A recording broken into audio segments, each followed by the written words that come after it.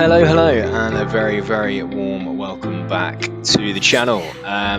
Promised myself I was going to play FPL this season. I had an absolutely torrid time last year, scraped in the top million. Everything that could have gone wrong did.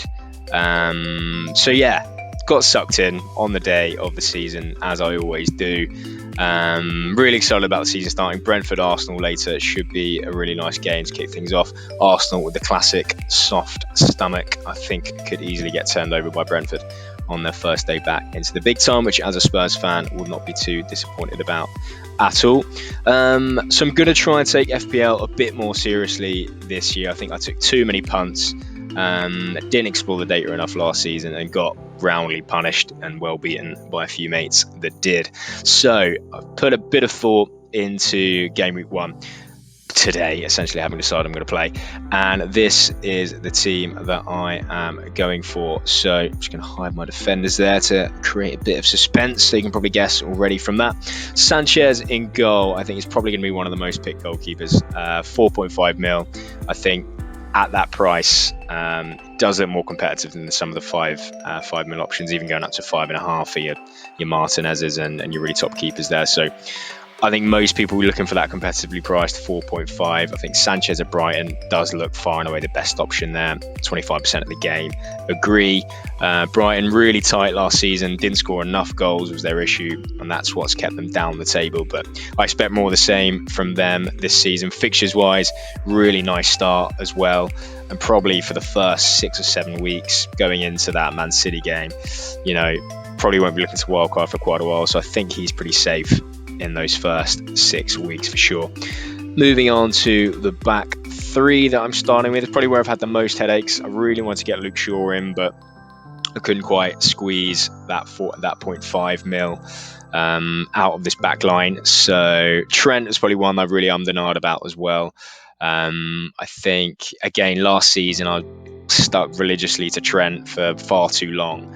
The price point is at, you can do a lot with your team if you choose not to go with Trent. But I think looking at those first couple of fixtures for Liverpool, Norwich away, Burnley at home, there's not really anyone in that bracket. Robertson out injured. Obviously a couple of the City options are attractive, but don't really have the attacking potential that Trent does. So for me, I've just pushed the boat out. I'm sticking with Trent. Team selected by, what was that? 33.6. So yeah, probably the most selected defender. So yeah, in the end, I've had to squeeze him in. Shimikas as well joins him. Robertson obviously out injured. 4 million seems a really high risk, low risk, high reward option for those first couple of fixtures, assuming he does start. Does give you a bit of a pickle later on in the season with a bit of a blank Liverpool player that you're holding. He's going to have to drop to the bench as soon as Robertson comes back, so he is going to be taking up a place in the squad eventually, but I think for those first couple of games it's a bit of a no-brainer there. And then Soufal, would like to have got up to Cresswell. Like I said, Shaw was the original pick that I wanted to hold as well, but did need to scrape that 0.5.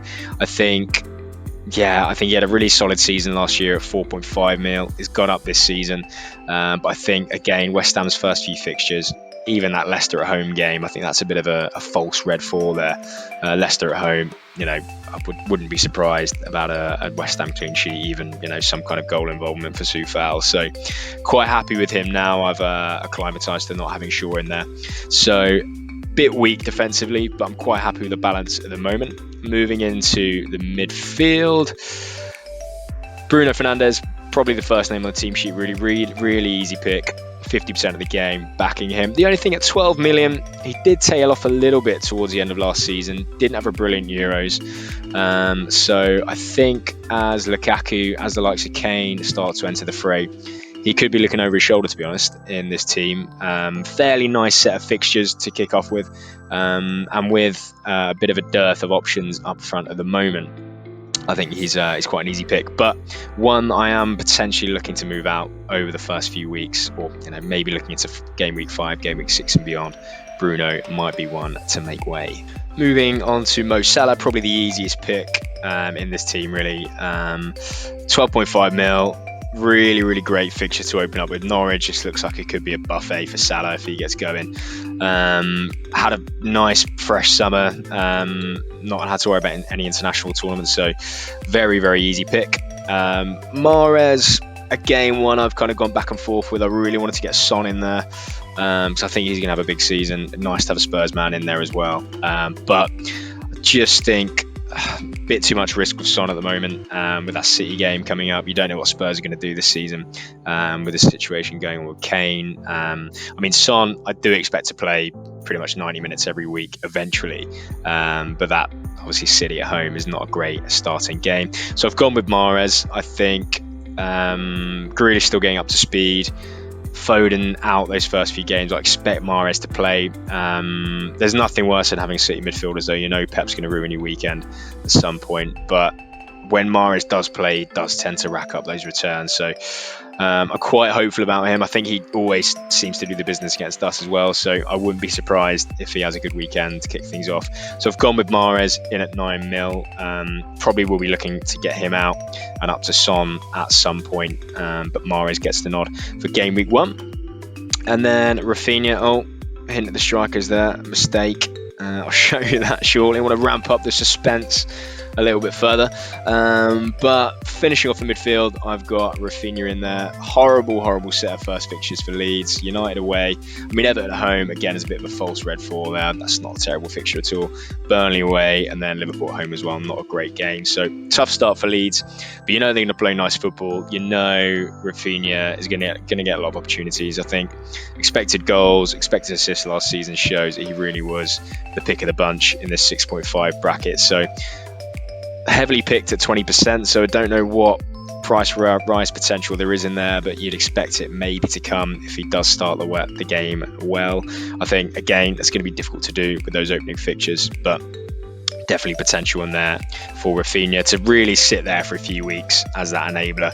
Again, he might be someone that drops out if I do need to shake things up to get a Kane, to get Lukaku in at some point, and maybe need to drop that price for a midfielder. But that's how I'm starting for now at the back and in midfield. And then up front, completing the 3-4-3 formation, I'm going with Tony, Ings, Antonio. Ings is probably where I'd need to scrape that 0.5. I think you could go without Ings. Always a bit of a risk when you've had that change of club. We all know what he did at Southampton last season. He is someone that's injury prone, and Villa do have a lot of options out there now. So probably the only real risk in this front three at 8 million. I did want to get Werner in at one point, actually, because I do think he's going to do some business early on in the season. But lovely fixtures to kick off for Villa. Watford away, Newcastle at home, Brentford at home. Danny Ings, if he gets that start and gets the minutes that he deserves, then I think he will do the business. Tony, would love to him to start off well against Arsenal tonight. I don't tend to love having a striker straight from the Championship. I probably delayed too long to get Bamford in last season. But I think Tony tore up the Championship last season. He does look to be a different animal. And Brentford don't have horrible fixtures, to be honest, to start with. Arsenal at home, again, I think that's quite a nice fixture for a newly promoted club. Palace away, Villa away, Brighton at home. So quite a nice kind of first five there to really take a look at Tony and see what he can do. And then Mikel Antonio, probably the safest pick out there at the moment, 7.5 mil. We know what he can do. He's had hat-tricks. He scored 4 in the Premier League before in the pandemic. Nice set of opening fixtures, so he looks like a nice, easy pick as well. Probably the biggest area that's going to get torn up at some point over the next few weeks. I think there's no real standout premium options up front, but Kane, once he starts getting games, either for Spurs or City, Lukaku, once he gets up and running with Chelsea, are probably going to be knocking on the door of everyone's teams, and everybody might need to scrap what you're doing and start again, really. But that's what I'm going with, 3-4-3. Quick look at the bench. Not much to speak of there, to be honest. Foster, if I'm honest, I looked through who's the highest selected 4.4 mil keeper. I think it was Ben Foster, so he's gone in. Hopefully people are expecting him to maybe get 1 or 2 games at some point. Luke Ayling, I think, is a nice attacking option at 4.5 mil. Again, I'm hoping he's not going to get games that first couple of weeks because Leeds have got disgusting fixtures. Maybe that Burnley game, he might get a run out.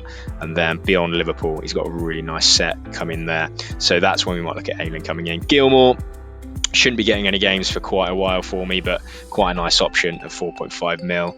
Disgusting run for Norwich. They'll probably be relegated by game week 5. But yeah, he might be someone to look at moving forward. And then Amati, I might expect to get a few minutes at some point. Looks to be the pick of the 4 million options. So he is starting in there as well. There you have it, guys. Thanks so much for watching. I'll try to keep you updated on my progress or lack thereof as we move forward. But best of luck with game week 1. I hope all of your players score points. And all the players you don't pick don't score points.